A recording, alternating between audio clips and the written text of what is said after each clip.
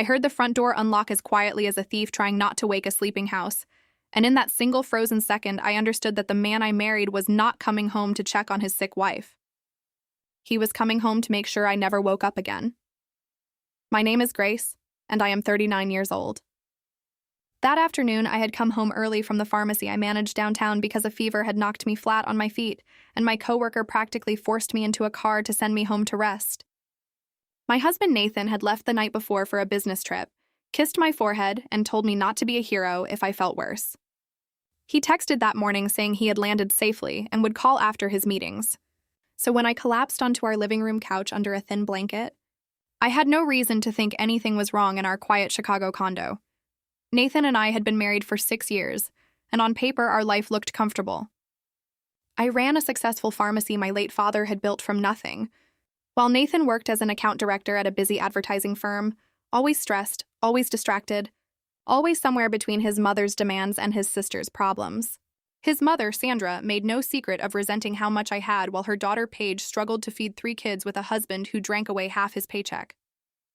At every family dinner, Sandra would remind me how blessed I was, as if my success were something to apologize for, rather than something I had built through years of exhausting work.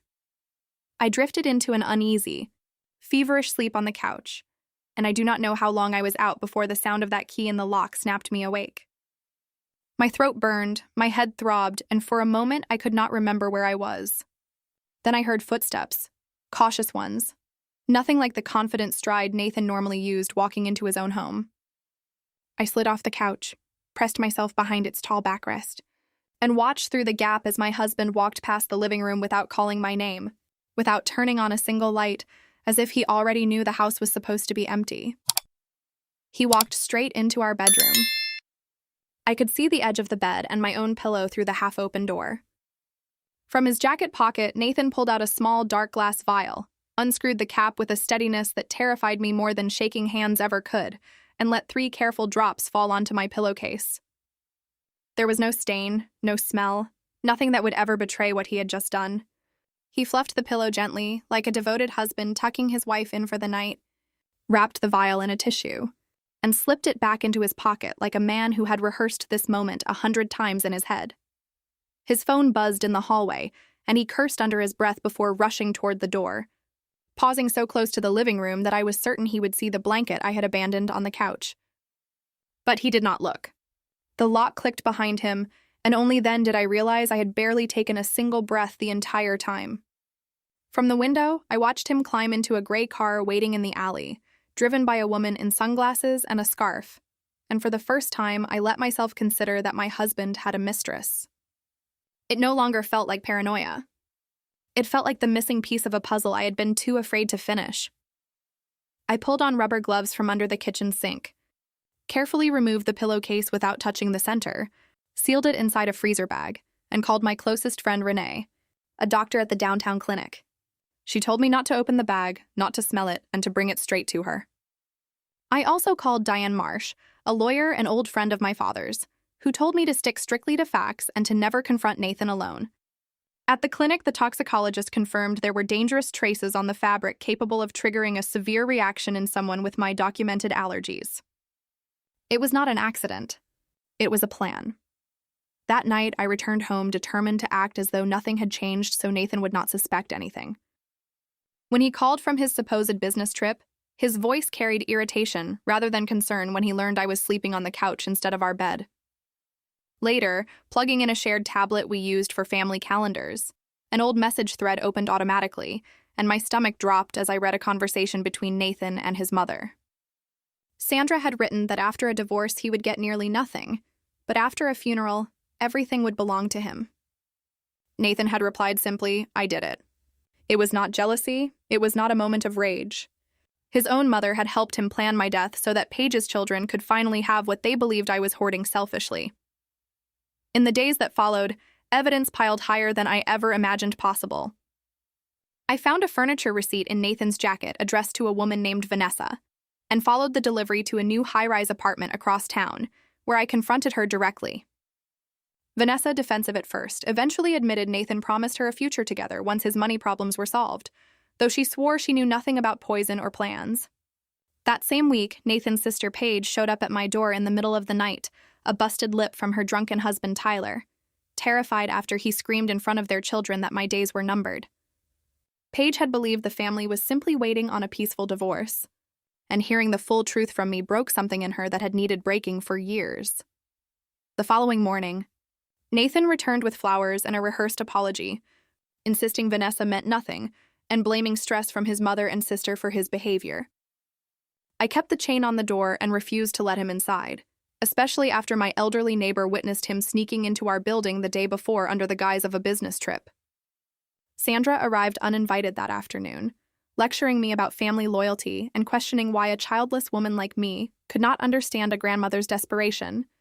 And when I refused to apologize for existing, she slapped me across the face in my own kitchen.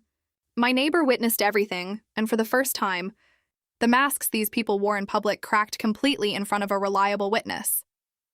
That evening, Nathan returned once more, this time holding a gift bag from a medical supply store, claiming he had bought me a special cervical pillow recommended by a doctor to help us start healing. The moment I caught the same faint chemical smell that had lingered on my gloves days earlier, I understood with sickening clarity that he had not come to make peace. He had come to finish what he started, wrapped in the disguise of concern and love. I refused to take the bag inside, left it sealed on the doormat, and called Diane immediately, who arrived with gloves and evidence bags to secure what would become the most damning proof of premeditation in the entire case. Late that night, unable to stay away, Nathan sat outside my locked door and finally confessed everything through the wood separating us, admitting his mother had given him the substance both times, and that he had felt trapped between everyone's expectations, until he convinced himself murder was easier than disappointing them. Police arrived within minutes of my neighbor placing a single call, and Nathan was taken into custody without ever stepping foot inside our home again. In the weeks that followed, Paige testified against her own mother, describing years of manipulation and the chilling promise of inheritance dangled in front of a desperate, struggling family. Vanessa handed over threatening messages Nathan sent her once his plan collapsed, unwilling to become an accessory to something she swore she never agreed to. At trial, the evidence painted an undeniable picture of calculated betrayal spanning months, not a single reckless moment of passion. Nathan received a lengthy prison sentence, while Sandra was convicted as an accessory who had not only known about the plan, but actively pushed her son toward carrying it out. Paige finally filed for divorce from Tyler, moved into a modest apartment with real legal support I helped her find, and slowly began rebuilding a stable life for her children away from the poison of her mother's influence. Vanessa lost her job and her reputation once the scandal became public. Left with nothing but the harsh lesson that convenient love built on someone else's tragedy was never love at all. Months later, I renovated the bedroom completely, replacing the bed, the walls, and everything that once belonged to a marriage built entirely on quiet lies. I kept only a small box of baby clothes from a pregnancy I had lost years earlier, a private grief that had nothing to do with anyone else's greed. On the first night I finally slept in that room again, the pillow beneath my head was simply a pillow, chosen carefully by my own hands, free of hidden intentions or someone else's calculations. I woke up the next morning to soft daylight instead of fear, walked into my pharmacy with a lightness I had almost forgotten, and understood that survival itself had become the quiet, powerful revenge I never planned but fully deserved. Sometimes the loudest warning a person ever receives is silence itself. A door unlocking too quietly, footsteps too careful for a house that is supposed to be empty, and the courage it takes to stay hidden long enough to finally see the truth clearly. That courage was what saved my life, and it is what allows me to sleep peacefully tonight. If this story kept you on the edge of your seat, hit subscribe and stay close, because The Revenge Tales has even darker secrets and even stronger endings waiting for you very soon.